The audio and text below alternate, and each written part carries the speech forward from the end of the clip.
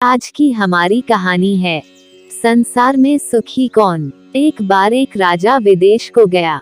जब उसने वापस देश लौटने का विचार बनाया तो घर में अपनी चारों रानियों को अलग अलग पत्र लिखकर पूछा कि विदेश से उनकी आवश्यकता की कौन सी वस्तु उनके लिए लाई जाए।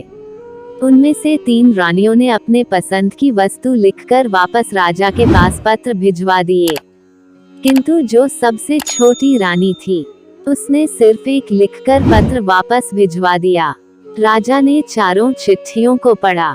किसी रानी ने वस्त्र लिखे थे, किसी ने आभूषण लिखे थे, किसी ने खाने पीने की वस्तु लिखी थी। राजा विदेश से वापस आया और जिस रानी ने जो वस्तु लिखी थी वो उसके पास पहुंचा दी। सबसे छोटी रानी ने एक लिखकर पत्र भेजा था। राजा इसका आशय नहीं समझ पाया। वह छोटी रानी के महल में गया और पूछा, प्रिय, आपने एक लिखकर हमें विस्मय में डाल दिया, आप इसका आशय स्पष्ट करें।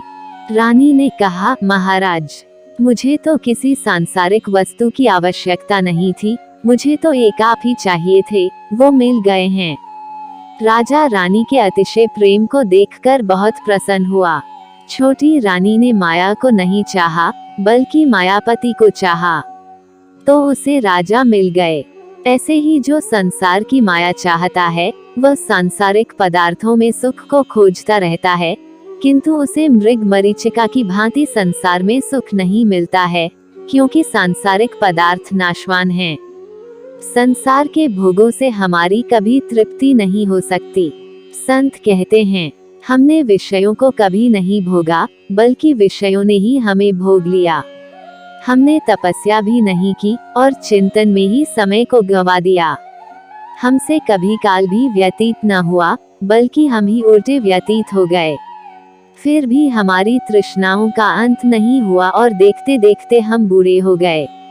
तात्पर्य यह है कि मनुष्य जब तक नश्वर भोगों में सुख खोजेगा तब तक उसको कभी स्वप्न में भी विश्राम नहीं मिलेगा। एक परमात्मा का आश्रय लेने से ही उसे शांति का सुगम मार्ग दिखलाई पड़ेगा। इसलिए परमात्मा से मिलाप के लिए नाम की कमाई करनी पड़ेगी, अर्थात भजन सिमरन को पूरा समय देना पड़ेगा। जय श्री कृष्णा, जय श्री राधे।